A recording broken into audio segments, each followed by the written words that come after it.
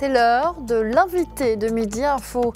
La 4e session du comité exécutif de l'Union parlementaire africaine a débuté hier à Kinshasa, en République démocratique du Congo. Une rencontre qui se tient conjointement avec la 47e conférence des présidents des parlements membres de cette UPA.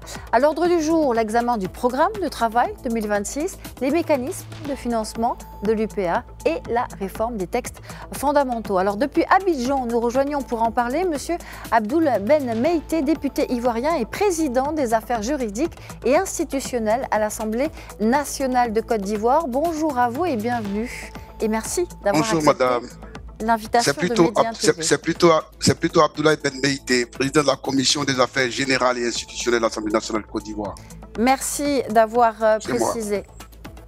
La consolidation de la souveraineté nationale des pays africains pour un développement durable et les défis de la transition énergétique et du développement des énergies renouvelables en Afrique. Ce sont les deux thématiques globales de la 84e session du comité exécutif de l'Union parlementaire africaine. Quels sont les enjeux et les objectifs de cette rencontre? Merci. Je pense que cette session vise principalement à faire le point sur la mise en œuvre des décisions et recommandations antérieures de l'UPA, à évaluer l'état des grands dossiers institutionnels, notamment la gouvernance parlementaire, la lutte contre l'extrémisme violent, la sécurité des droits humains et à coordonner l'action des parlements membres face aux défis régionaux. Elle vise aussi à renforcer la coopération interparlementaire pour soutenir la paix, la stabilité et le développement durable, comme vous l'avez indiqué. Préparer également les recommandations qui seront portées ensuite devant les organes exécutifs africains et les partenaires. Concrètement, la session doit examiner les rapports des commissions, adopter les résolutions et recommandations, affiner l'agenda législatif continental sur les enjeux prioritaires, la sécurité, l'économie post-pandémie, le changement climatique, le financement du développement et promouvoir l'alignement des parlements nationaux sur les engagements régionaux. Voici globalement ce qu'on peut attendre effectivement de cette session. Alors, cette rencontre se tient conjointement, on l'a dit, avec la 47e conférence des présidents des parlements membres de l'UPA.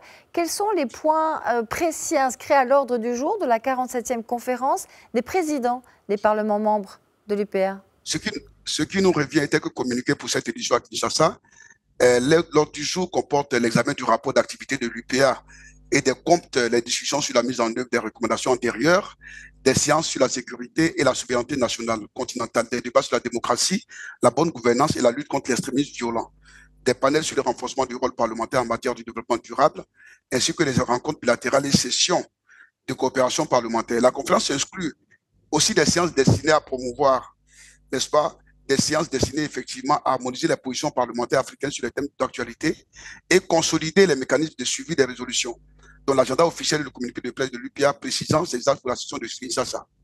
Donc voici globalement les points inscrits à l'ordre du jour selon ce qui nous est revenu. Le Maroc est représenté par une délégation parlementaire conduite par le président de la Chambre des représentants, M. Rachid Talbi Alami. Quel regard portez-vous sur la diplomatie parlementaire marocaine en Afrique, sur le continent? Pour moi, particulièrement, c'est une fierté, c'est un honneur d'avoir le Maroc très actif, effectivement, dans les différentes sessions de l'UPA.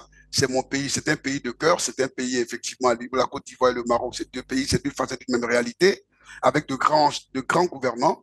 En fait, la diplomatie parlementaire marocaine est active et stratégique. Elle combine une présence institutionnelle en envoyant des délégations de haut niveau, notamment, et des initiatives bilatérales et multilatérales pour promouvoir le dialogue politique, la coopération économique et la stabilité régionale.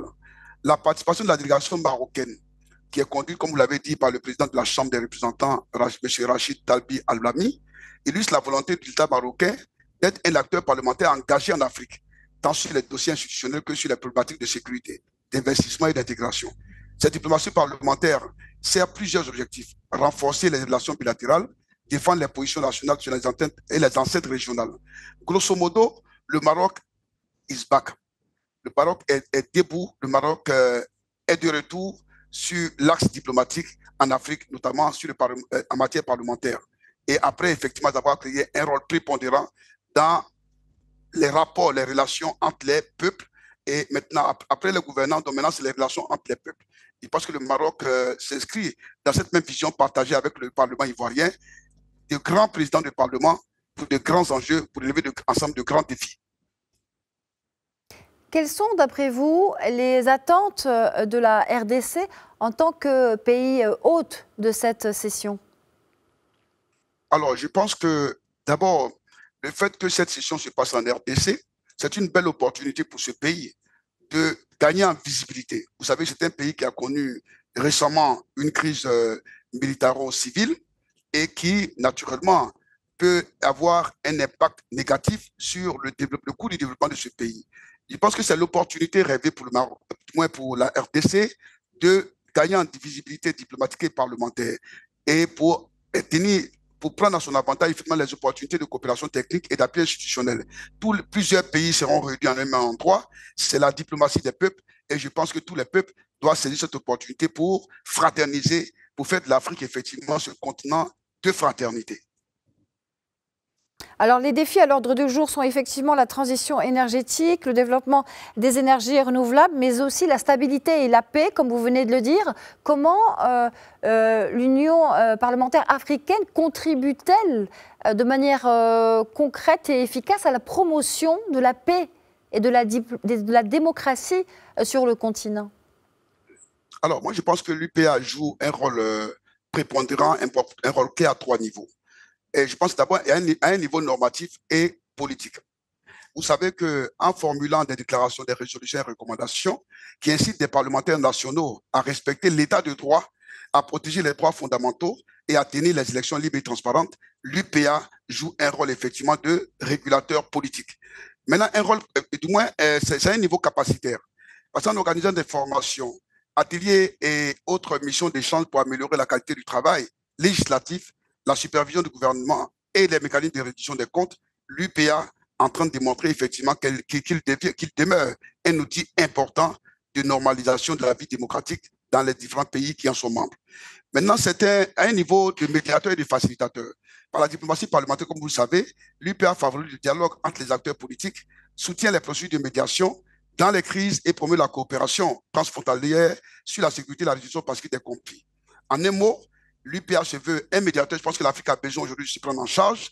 L'Afrique n'a pas besoin forcément de faire appel à l'extérieur pour effectivement résoudre ces conflits, ces crises et ces dysfonctionnements. C'est un bel instrument que l'Afrique gagnerait naturellement effectivement à consolider, mais aussi à protéger pour son bonheur. Un bel instrument de promotion de la paix et de la démocratie sur le continent. Donc, on parle évidemment de l'UPA. Quels sont enfin les résultats attendus, selon vous, de cette session pour la coopération parlementaire africaine? Alors, je pense qu'on peut s'attendre à l'issue de cette mission à l'adoption de résolutions et recommandations opérationnelles sur les thématiques prioritaires, la sécurité, la souveraineté nationale, le développement durable, enfin, un calendrier clair de suivi et de mise en œuvre des décisions, le renforcement des réseaux parlementaires thématiques, exemple, la lutte contre l'extrémisme violent, la gouvernance des ressources naturelles, les droits des femmes et de la jeunesse, les accords de coopération. Globalement, cette assise de Kinshasa vient encore consolider les assises précédentes, notamment celle du Tchad à N'Djamena en 2024, je crois que courant octobre 2024, et ensuite les assises de Rabat, de ce beau pays, le Maroc, de cette belle ville, qui sont tenues effectivement à Rabat, et tout récemment, je crois que si je ne m'abuse, c'était récemment en mars, si je ne m'abuse, en 2025.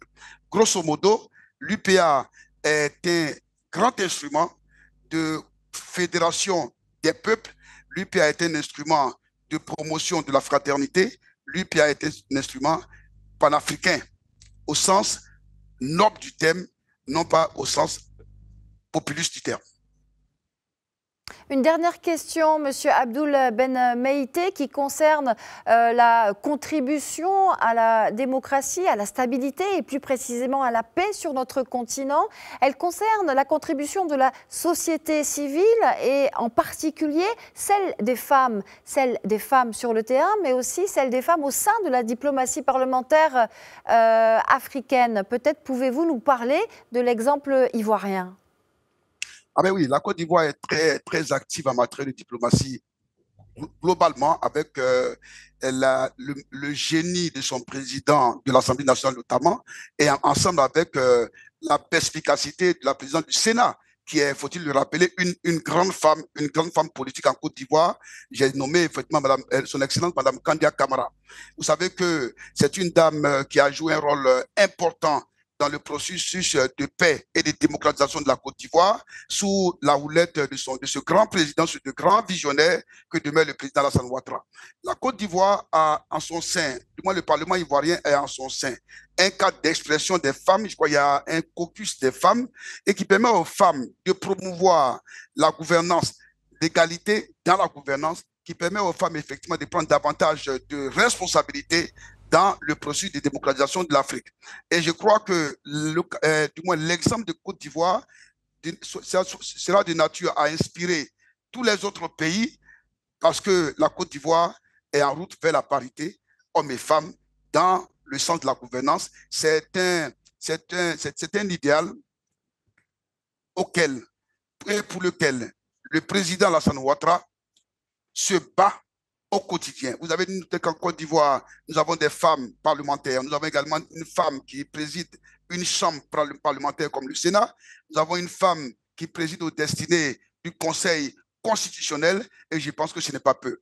La Côte d'Ivoire est un exemple et je pense que beaucoup d'États gagneraient à suivre ce bel exemple que demeure la Côte d'Ivoire sous la belle gouvernance de ce grand homme d'État, de ce grand visionnaire que demeure ce grand président, le président Alassane Ouattara. Monsieur Abdoul Ben Meïté, merci infiniment d'avoir répondu à nos questions. Je rappelle que vous êtes en direct avec nous depuis Abidjan et que vous êtes député ivoirien, président des affaires générales et institutionnelles à l'Assemblée nationale. Merci à vous. C'est moi, merci.